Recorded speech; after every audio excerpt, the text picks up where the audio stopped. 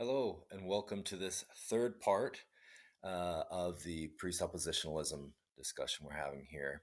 So, we started off here as the proof that GodExists.org website. If you want to catch up to speed to where we're at, please go to the previous videos on my YouTube channel.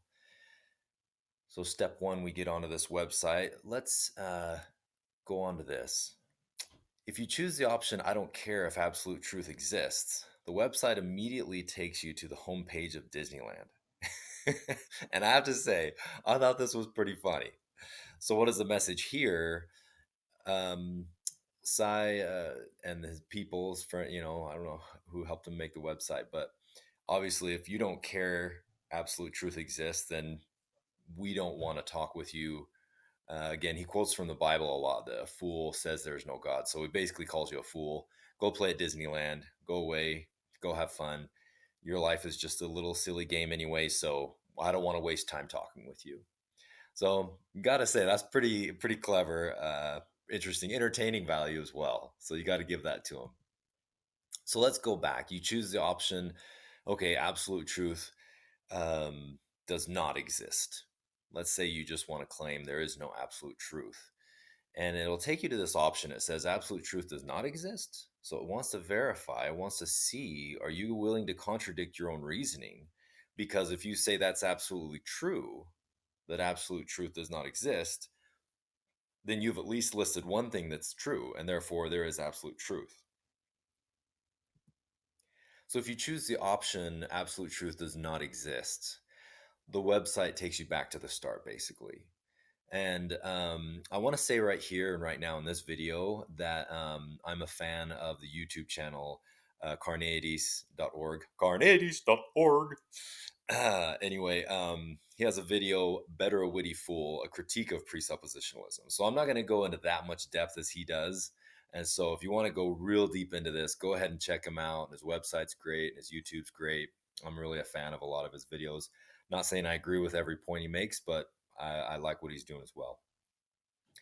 So I want to ask you though, just looking at this, do you think this is good reasoning to say that there is absolute truth?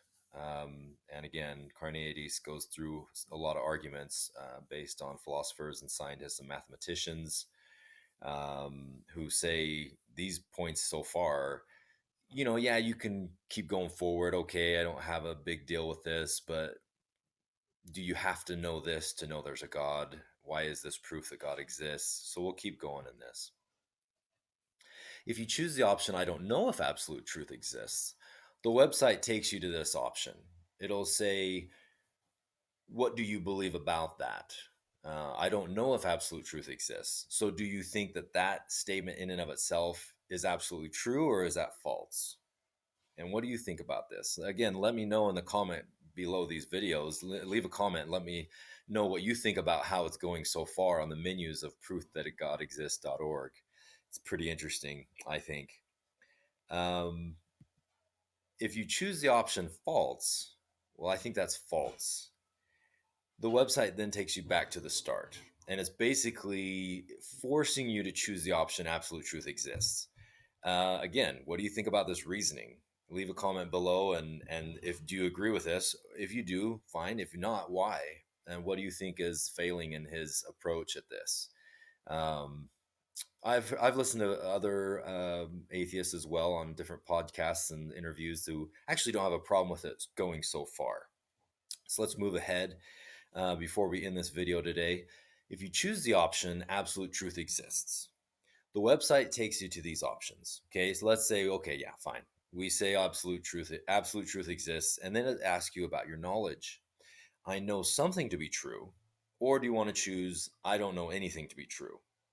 And knowledge, what they mean by knowledge is it's justified true belief. And what do you think about that reasoning? We'll finish on this slide.